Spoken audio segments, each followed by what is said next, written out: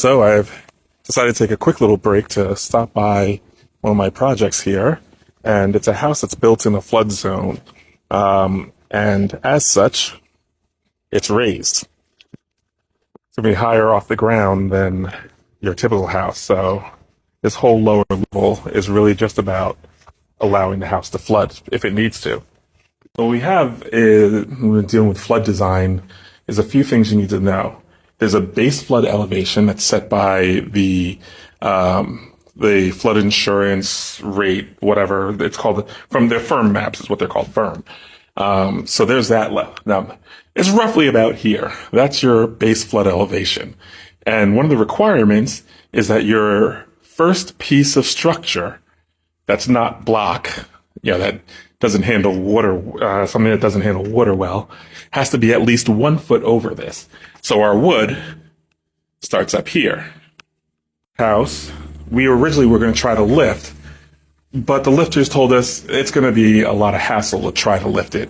So we were looking at it and looking at it and looking at it over and over and over again. And between the amount of renovation we had to do and the amount that just had to happen to the house in general, we decided, let's rebuild it. It'll be cheaper to rebuild than to try to lift it. And the cool thing is, I found out the frame, during the construction process, I found out the framer was this guy, Soares. I went to school with him. We went to college together. He studied architecture and then decided it wasn't for him, but construction was. And you know what? Did a gosh darn good job. We had a lot of great conversations. He proposed a lot of things that I hadn't even thought of in the process. And that's where sort of trusting the guys who do this every day, and sort of working with them is really helpful. So now they're part of flood design. So now I said that this house was made to be flooded. This whole lower level, you can only use it for storage. That's all that the code allows. But then you'll notice we've got these punch outs in the block down here. So one here and one here. So these are where we're going to be placing flood vents. And they're at every corner, here and here.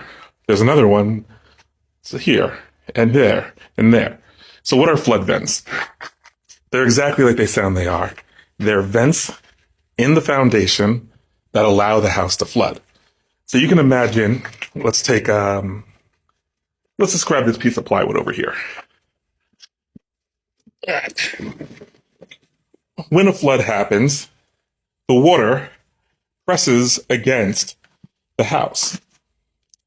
And hopefully, or eventually, especially in a flooding, that gets harder and harder and harder.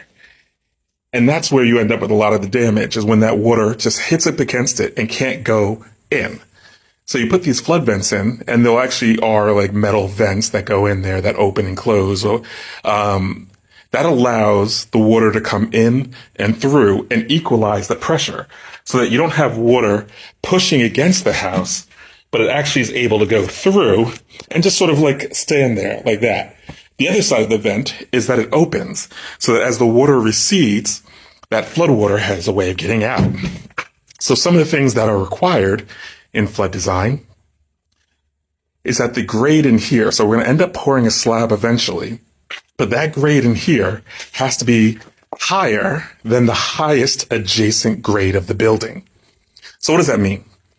Before we started the design, a surveyor came here and took elevation marks. He came, figured out where at the corners of our building is the highest adjacent grade, and he told us what that number is. And then we have to make sure our slab is higher than that point. And that'll allow the inside to never have sort of water lower than what's outside. So it should always be able to flow out. So now we dealt with the pressure against the house. We dealt with the framing of the house being lifted. And now we've dealt with the ability of the water to come out of the house.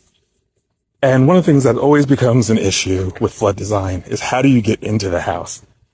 So there's some exceptions in the code. The first exception is about your building height.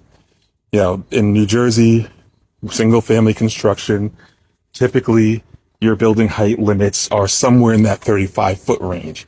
But if you're dealing with flood design, you've already lost feet of this house to the actual flood level. So we don't start measuring that height until we're above that flood level. And then a lot of towns, because we're so high up, they give a lot of courtesies to creating a staircase that lets you get up there. So this staircase is actually in the front yard setback of this house. But how else are you going to get up here to the front of the house unless you have a nice long staircase? Or like that house, lifted, long staircase. We've got that sort of flexibility. And that's just some of the things that come with a flood design here. And so this is the new house. And I just thought I'd bring up one other point. Since the pandemic happened, cost of materials went up significantly. So one of the things we did in the middle of construction here was relook at the framing of this house so we could drop it down to dimensional lumber, basically 2x6s, 2x8s. This is a 2x6. The framing inside, I believe, is all 2x8s. Then we just have one main engineered beam down the middle. And that was able to save them a fair amount of money. And the same with the roof. We did that all in 2x6s, but raised it up for an energy truss so we can get the insulation we need up there. The thing when talking about hurricane design, is that we have hurricane winds. So our roof here, notice we've got hips all over the place. Why is that? It's one of, some people may argue it's not the best, most attractive roof. One of the things it does allow, though, is wind to come flying right at this, swoop up, over, back down from all sides. The wind will just come, swoop up, over, and back down. You don't have any surface that's solid for the wind to just smack up against and knock that house around or knock the roof off. This house, it's nothing fancy. It's built for a nonprofit. Cost was really a big issue here, and we kept that in mind in designing it. And then we have other issues, which is our location to the power lines here. So we had to deal with JCP&L, the electric company here, making sure that we were at least 13 feet away from the power lines up there. Those are the ones that are actually power. Down here, you start getting to that one's power right there, and then these are communications. So we had to stay 13 feet away from these ones and these ones. But, it's just one of those things you do. This house was all about making sure it was the number of bedrooms and bathrooms and everything that they needed, the square footage, at the cost that they could afford with the grant funding they had. And there's one last thing that comes with this all sort of design. We took all the mechanical systems and moved them up and into either the attic or into the mechanical room in the back. And the reason why is keep them out of the flood zone so that if anything happens, they're above that level.